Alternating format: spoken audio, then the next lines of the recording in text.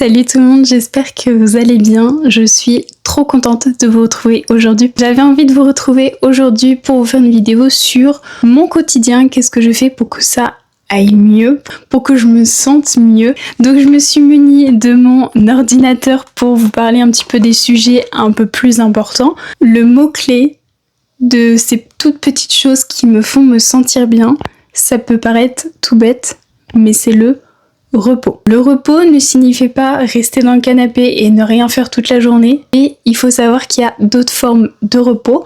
Donc aujourd'hui, je vais vous en partager 7 que moi je fais et qui m'ont aidé. Premièrement, le repos mental. Par exemple, moi, ça a été la lecture.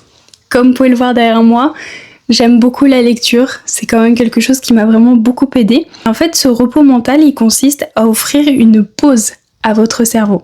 Au lieu de penser à toutes vos obligations, aux problèmes ou même à votre travail, on plonge quelques temps, pendant quelques pages, quelques petites phrases, dans un autre univers. Et en plus de ça, ça permet vraiment de s'évader quelques instants et je trouve que c'est vraiment une activité qui, pour moi, est vraiment très très efficace. J'ai commencé cette activité-là il y a quelques années sans forcément penser que ça allait être vraiment très très important pour moi, que ce soit le matin au petit déjeuner par exemple. Avant de commencer ma journée, je me pose dans mon canapé avec mon petit café, mon petit déj et je lis quelques pages, ne serait-ce que 1 ou 2 chapitres le matin.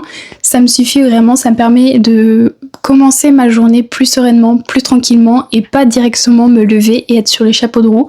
Et même le soir par exemple dans mon lit pour finir ma journée. Prochaine forme de repos, j'ai découvert une nouvelle forme de créativité qui est le coloriage et notamment le coloriage mystère. Ça peut paraître un peu bizarre, mais vraiment c'est une activité qui permet vraiment de vous détendre, de lâcher prise, de penser à rien. Troisième forme de repos et que l'on ne pense pas forcément à le faire, mais pourtant ça fait beaucoup de bien.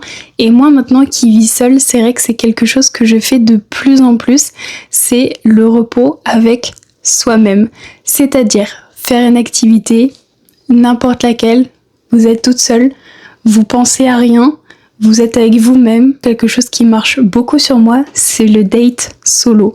C'est-à-dire que je vais au restaurant toute seule. Je me prépare, je me pomponne et on est parti, on s'en va au restaurant avec moi-même. Ça peut paraître un peu compliqué au départ, mais je vous assure qu'avec le temps, on arrive en fait, on y arrive. J'y arrivais pas au début.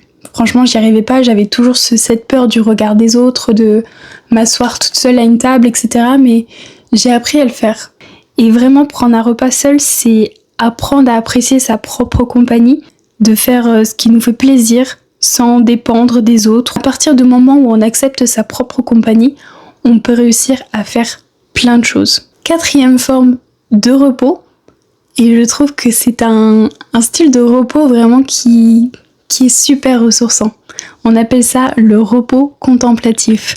Qu'est-ce que le repos contemplatif ? Ça consiste en fait à ralentir, observer ce qui nous entoure. Parce qu'on est toujours la tête dans le guidon. Vous voyez, on est toujours dans l'euphorie de la vie active, du travail, des enfants, de tout faire en même temps et de vraiment de pas se reposer. Mais pourtant, un truc tout simple, c'est par exemple regarder un coucher de soleil, un paysage, ou simplement écouter les bruits de la nature. Ça permet de sortir d'un rythme qui est toujours effréné, du quotidien, et vraiment revenir dans le moment présent. Et vous voyez, c'est quelque chose que j'aime beaucoup faire, notamment découvrir de nouveaux paysages. J'ai un spot que j'aime beaucoup, j'ai 2 spots que j'aime beaucoup, c'est soit la mer, soit ce beau paysage que vous voyez en fond. Je trouve vraiment que c'est trop trop beau. 5e forme de repos, le repos physique. Plusieurs choses, notamment faire du yoga, du pilates ou ce genre de choses. Mais aussi le repos, c'est tout simplement rester immobile. C'est une marche tranquille qui permet au corps de bouger sans pour autant faire trop d'efforts. Il est 22h11, je suis dehors, oui. parce que j'avais besoin un petit peu de me balader, de m'aérer les esprits. Mais ouais, c'est trop cool, c'est tellement tranquille, c'est génial quoi. Regardez, le soleil se couche seulement, enfin c'est trop beau. J'adore, je suis fan. Je sais pas ce que vous en pensez, mais moi j'aime beaucoup me balader comme ça le soir quand genre il y a personne, tout le monde dort, tout le monde est tranquille, et là t'es là le matin ou même le soir, tu marches et tout. Mais bref, je suis vraiment trop bien et je suis trop contente, je suis trop reconnaissante. Entendre le chant des cigales et tout, c'est trop bien, c'est trop beau, c'est trop bon. Avant-dernière forme de repos, le repos émotionnel. Et pour moi, ce qui marche vraiment, c'est le journaling. C'est pas comme un journaling, vous voyez, c'est vraiment écrire ce qui vous pèse sur le cœur, sur le moment, sur l'instant T, que ce soit négatif ou positif. C'est vraiment quelque chose qui fait du bien, qui vous décharge mentalement, et je dirais même de mieux comprendre ses émotions.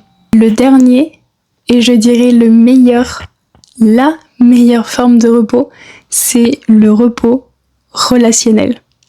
Alors, qu'est-ce que j'appelle le repos relationnel ? C'est passer du temps avec ses proches. C'est aller au restaurant avec ses proches, ou faire un dîner chez soi avec ses proches, ou faire les boutiques avec son ou sa meilleure amie. Ouais, ça fait du bien. Voilà, ça fait vraiment du bien. C'est passer du temps avec des personnes auprès desquelles vraiment on se sent en sécurité, qu'on se sent bien, on se sent accepté, on se sent nous-mêmes.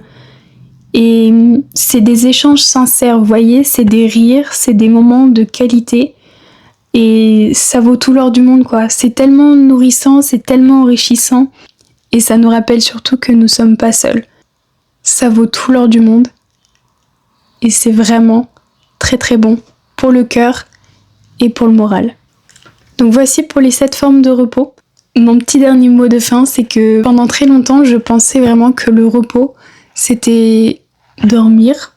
Et aujourd'hui, j'ai vraiment compris, depuis là que j'habite seule, c'est que le repos, c'est pas forcément que ça. Ça se présente vraiment sous de nombreuses formes. Et on peut trouver plein d'autres alternatives. Là, je vous en propose 7, mais je suis sûre que vous-même, vous pouvez en trouver plein d'autres. C'en est tout pour moi. J'espère que cette vidéo vous aura plu. N'hésitez pas à me dire en commentaire, vous, quelle est votre forme de repos émotionnel, sentimental, peu importe, quelle est votre forme de repos, et pour en faire partager à tout le monde. Et puis, moi, je vous fais plein d'énormes bisous et je vous dis à très vite pour une prochaine vidéo. Ciao!